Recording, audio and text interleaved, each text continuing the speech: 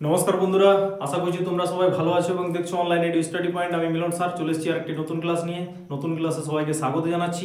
আজ আমরা আলোচনা করব বাংলা থেকে ইংরেজিতে কিভাবে ট্রান্সলেশন করতে হয়। অর্থাৎ আজকের ক্লাসটা আমরা প্র্যাকটিস ক্লাস রেখেছি। এই ক্লাসের বিভিন্ন যে সেন্টেন্সগুলো সেগুলো আগের ক্লাসে আমি বিভিন্ন ভিডিওতে এক একটা করে দিয়েছি আর কি। তো আজকে সেগুলোই অনেকটা হয়তো তোমরা জানার মধ্যেই পাবে।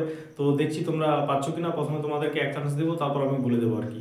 খুব সহজভাবে নিয়েছি। যে সব বন্ধুরা আমার দুর্বল আছো তারা যদি এইভাবে একটু একটু প্র্যাকটিস করো, ইংরেজিতে অনেকটা দক্ষতা অর্জন করতে পারবে। তো শুরু করছি। দেখো প্রথমে কি আছে, ট্রান্সলেট ইনটু ইংলিশ। অর্থাৎ এটা আমি বলছি যে প্র্যাকটিস ক্লাস, অর্থাৎ এই সেন্টেন্সগুলো আগে আমি বিভিন্ন ভিডিওতে দিয়েছি আর কি।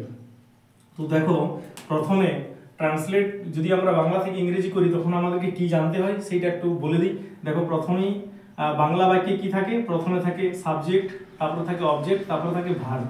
আর ইংরেজি যখন আমরা করি তখন কি করি বলতো, প্রথমে লিখতে হয় সাবজেক্ট, তারপরে লিখতে হয় ভার্ব, তারপরে লিখতে হয় অবজেক্ট। অর্থাৎ বাংলা বাক্যে ক্রিয়াপদটা শেষে থাকে এবং সেই ক্রিয়াপদটা যখন ইংরেজি করি তখন আমি কোথায় নিয়ে আসি, মাঝে নিয়ে আসি, সাবজেক্টের পরে বসে। এইটা অনুসরণ করে তোমরা ট্রান্সলেটটা করবে, তাহলে ভুল হবে না। তাহলে কি লিখবো, প্রথমে এটা হয়ে গেল আই। এই খাওয়ার ইংরেজিটাকে আগে নেব আমি, ভার্বটাকে। আই ইট রাইস, আমি ভাত খাই। তাহলে তফাৎটা দেখো, বাংলা বাক্যে প্রথমে থাকে সাবজেক্ট, তারপরে অবজেক্ট, তারপরে ভার্ব অর্থাৎ ক্রিয়াপদটা শেষে থাকে। যখন আমরা ইংরেজি করছি তখন ক্রিয়াপদটা কোথায় চলে আসছে, মাঝে চলে আসছে। ঠিক আছে, এটা মনে রাখবি আর কি। আমি একটি বই পড়ি, দেখো এখানেও পড়াটা ভার্বটা শেষে আছে। তাহলে প্রথমে আমি কি নেব, সাবজেক্ট আই, তাহলে পড়ার ইংরেজিটা আগে নিয়ে নেব আমি, আই রিড। কি পড়ি, এ বুক।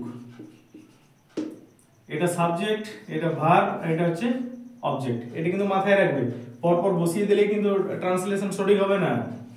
আমি ইংরেজি পড়ি, আই রিড ইংলিশ।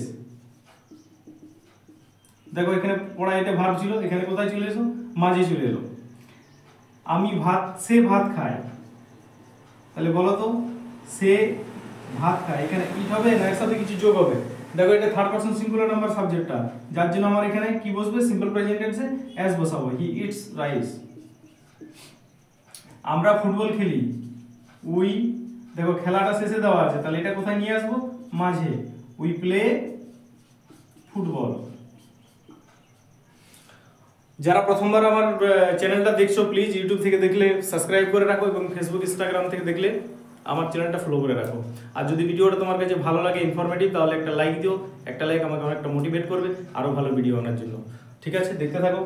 নেক্সট, ছেলেরা ফুটবল খেলে, ছেলেরা, তাহলে কি করব, দা বয়েজ প্লে। খেলার ইংরেজিটাকে আগে নিয়ে নেবো, প্লে ফুটবল। দেখো আবার এই মানেটা এখানে চলে এলো আর এইটা চলে এলো এখানে। ঠিক আছে, এটা সাবজেক্ট, ভার্ব, অবজেক্ট। আর আগে কি ছিল, এটা সাবজেক্ট, এটা অবজেক্ট, এটা ভার্ব। তাহলে সাবজেক্টটা চলে আসছে আর অবজেক্টটা পিছনে চলে যাচ্ছে আর কি। মেয়েরা গান গায়, দা কি হবে, মেয়েরারে কি হবে, দা গার্লস। তাহলে কোনটা, দেখো এখানে গান আর এটা গায়, কাজ করা কোনটা হয়ে যাচ্ছে, গাওয়াটা আর কি, গায়টা। তাহলে এটা আমার ভার্ব, তাহলে এটা ইংরেজি কি, Singh. The girl Singh song. আচ্ছা বলো তো, যদি এখানে এস না থাকতো তাহলে এটা তো সিংস হতো। তুমি ইংরেজি পড়ো, ইউ রিড ইংলিশ। আমরা প্রতিদিন পড়ি, উই রিড এভরিডে। আমার একটি বই আছে, I have a book. I have a book. তাহলে আমার একটি বই আছে। তোমার যদি অন্য কোনো জিনিস থাকে তাহলে এখানে এর পরিবর্তে যদি এটা লিখে দাও, আমার একটি পেন আছে, আই হ্যাভ এ পেন। তোমার একটা শার্ট আছে, আই হ্যাভ এ শার্ট। তোমার যদি মোবাইল আছে, আই হ্যাভ এ মোবাইল। তোমার যদি টিভি থাকে, আই হ্যাভ এ টিভি।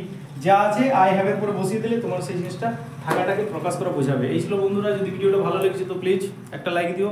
শেষ পর্যন্ত দেখার জন্য অসংখ্য ধন্যবাদ। আবার একটা নতুন ক্লাসে দেখা হবে, ততক্ষণ সবাই ভালো থাকো, সুস্থ থাকো। ওকে, থ্যাংক ইউ।